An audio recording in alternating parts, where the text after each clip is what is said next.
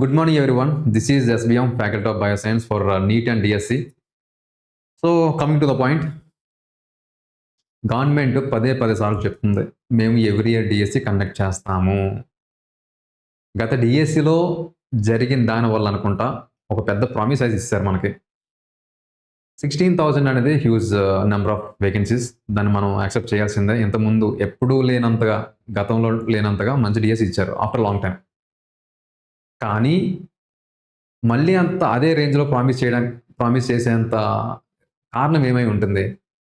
ఎందుకంటే DSC notification ఇచ్చిన తర్వాత జనాలు అనేవాళ్ళు చాలా వైల్డ్ నేచర్లోకి వెళ్ళిపోయారు. టైం ఇవ్వలేదు.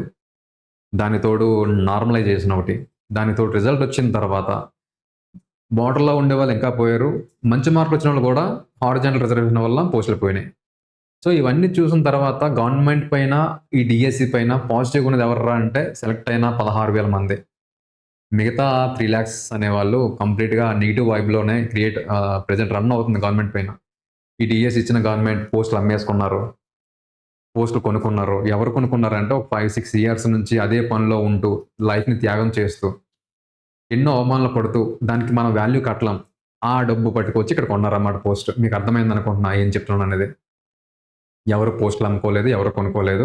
కొనుక్కున్నది ఎవరంటే కష్టపడి జీవితాన్ని త్యాగం చేసుకున్న ఆస్పిరెంట్స్ మాత్రమే. అందులో మీరు ఉండాల్సిందే. కాకపోతే ఈ నార్మలైజేషన్ ప్రాసెస్ వల్ల, హారిజాంటల్ రిజర్వేషన్ వల్ల దాన్ని మన రిజర్వేషన్ మనం అడ్డు చెప్పలేము. నార్మలైజేషన్ మనం ఆబ్జెక్ట్ చేయొచ్చు. సో ఒకవేళ గవర్నమెంట్ మీరు అనుకున్నట్టుగానే ఎవ్రీ డిఎస్ ఇచ్చింది అనుకుందాం.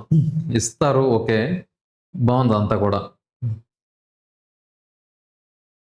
ఇస్తే ఏం జరుగుతుంది? ఇప్పుడు ఉన్న పరిస్థితి ప్రకారం, సారీ జస్ట్ ఎ మినిట్. ఇప్పుడున్న ప్రకారం డిఎస్ ఇస్తే బాగుంది అంతా కూడా. సార్ మాకు డిఎస్సి ఇస్తారా? ఇస్తాం. కానీ ఏం చేయాలి? ఈ నార్మలైజేషన్ ప్రాసెస్ని కంప్లీట్గా బ్యాన్ చేయాలి, తీసేయాలి. కానీ టెట్కి మనం యాక్సెప్ట్ చేస్తున్నాం కదా, మరి దానికి ఎందుకు యాక్సెప్ట్ చేయలేకపోతున్నాం? ఇది ఆలోచించాలి మీరు. టెట్ కూడా వద్దనుకున్నప్పుడు, టెట్లో కూడా నార్మలైజేషన్ అనేది వద్దనుకున్నప్పుడు దానికి కూడా మనకు పెద్దగా కనిపించదు. ఇది కూడా లైఫే. 20 marks అనేది తక్కువ కాదు కదా. దీనికి మనం యాక్సెప్ట్ చేస్తున్నాము, దానికి కూడా యాక్సెప్ట్ చేయాలి.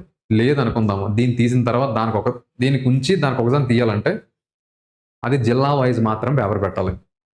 అప్పుడు ఎవరి మార్కులు ఎన్ని వస్తున్నాయి క్లారిటీ ఉంటుంది. దానివల్ల పెద్ద నష్టం లేదు. అలాంటప్పుడు మాత్రమే ఇప్పుడు ప్రస్తుతం ఉన్న ఆస్పిరెంట్స్ యొక్క కోపం కొంచెం చల్లారుస్తాం. అరే నాకు జాబ్ రాలేదులే, నేను ఒప్పుకుంటాను, నా ఫెయిల్యూర్ కారణం నేనే, గవర్నమెంట్ కాదు. అలాంటి వైబ్ క్రియేట్ చేయాలంటే ఖచ్చితంగా గవర్నమెంట్ అనేది ఇంకొకసారి rethink about normalisation process. That should be only the reason for first by the arrogance of the aspirants. ఎన్ని డిఎస్సీలు ఇచ్చినా సరే, డిఎస్సి కండక్ట్ చేస్తున్నాం మేము అని గొప్పలు చెప్పుకుంటే సరిపోదు. గ్రౌండ్ రియాలిటీ కూడా చూడాలి మనం. అక్కడ ఏంటి ఆస్పిరెంట్ యొక్క మనోభావం ఏంటి కూడా చూడాలి. నేను 5,000తో 2026లో నోటిఫికేషన్ ఇచ్చానంటే కుదరదు. ఇచ్చిన తర్వాత అందరికీ ట్రాన్స్పరెంట్గా జరిగేటట్టు చూడాలి. ట్రాన్స్పరెంట్గా జరుగుతుంది, కానీ ప్రాబ్లం ఏంటంటే ఆస్పిరెంట్ దాన్ని డైజెస్ట్ చేసుకోలేకపోతున్నాం. నార్మలైజేషన్ అనేది కొంచెం ఇబ్బంది పెడుతుంది. దాన్ని ఒకే జిల్లా ఒకే పేపర్ పెడితే ఇబ్బంది ఉండదు. దాన్ని మార్చుకోలేనంత కాలం ఎవ్రీ ఇయర్ 10,000 వేకెన్సీ ఇచ్చినా సరే ఆ 10,000 మాత్రమే పాజిటివ్గా ఉంటారు గవర్నమెంట్కి. రిమైనింగ్ అంతా కూడా నెగిటివ్ ప్రాపగెండా అయితే రన్ అవుతూనే ఉంటుంది. గవర్నమెంట్కి అది మంచిది కాదు. ఈవెన్ దో ఆస్పిరెంట్స్ కూడా మంచిది కాదు. దానికోసం కష్టపడి అక్కడ దాకా వెళ్ళి మళ్ళీ జాబ్ రాలేదన్న ఆ ఫీలు, అదొక రకమైన అవమానం భరించలేరు. ఒకసారి తట్టుకుంటాము, 2సార్లు తట్టుకుంటాము, 3సార్లు తట్టుకోలేరు ఎవరైనా సరే. ఈవెన్ గవర్నమెంట్ కూడా ఒకసారి ఫెయిల్యూర్ వచ్చింది, సెకండ్ టైం ఫెయిల్యూర్ వచ్చింది, third time even contest stadium కూడా ఆలోచిస్తుంది అనమాట. సో అలాంటిది ఒక చిన్న ఆస్పిరెంట్ ఎలా తట్టుకోగలడు? తట్టుకోలేరు. గవర్నమెంట్ ఖచ్చితంగా దీని గురించి ఆలోచిస్తే తప్ప గవర్నమెంట్ కూడా నెక్స్ట్ టైం వస్తుందో రాదో చెప్పలేం. అది అందరికీ నష్టం. ఇదేదో చేద్దాము, సాధిద్దాము, స్టేట్ని ఒక కొలికి తీసుకొద్దాము, ఫైనాన్షియల్గా కానీ ఇంకేదో డెవలప్మెంట్ పరంగా కానీ ఏదైనా చేద్దాం అనుకున్న గవర్నమెంట్ యొక్క ఆ గమ్యాన్ని వాళ్ళు చేరుకోవాలంటే ఈ డిఎస్సి లాంటి ఎగ్జామ్స్ని ఇంకొంచెం పకడ్బందీగా నిర్వహించి వాళ్ళు అనుకుని సాధిస్తారు. లేదు మనం అనుకుని సాధిస్తాం.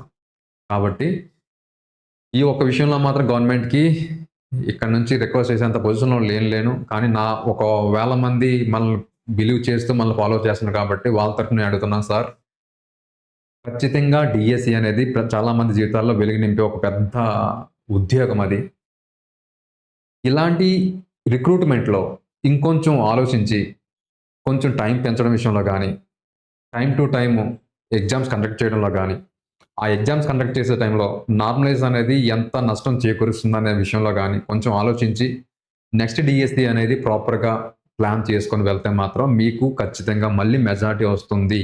ఒక విషయం మాత్రం గుర్తుపెట్టుకోవాలి మీరు. గ్రౌండ్ రియాలిటీ కూడా చూడండి. మీకు ఎలాంటి సర్వేలు వస్తున్నాయో తెలీదు గానీ, డిఎస్సి యాస్పిరెంట్స్ మాత్రం ప్రస్తుతానికి నెగెటివ్‌గానే ఉన్నారు. సాధించిన వాళ్ళ గురించి కాదు సార్. సాధించలేకుండా జస్ట్‌లో మిస్ అయ్యి, అదే లైఫ్ అనుకుని బతికిన వాళ్ళు జాబ్ లేకపోవడం వల్ల, గవర్నమెంట్ తెచ్చుకున్నామో మమ్మల్ని నాశనం చేసింది మా జీవితాల్లో అన్న ఆ ట్రామాలోకి వెళ్ళిపోయారు.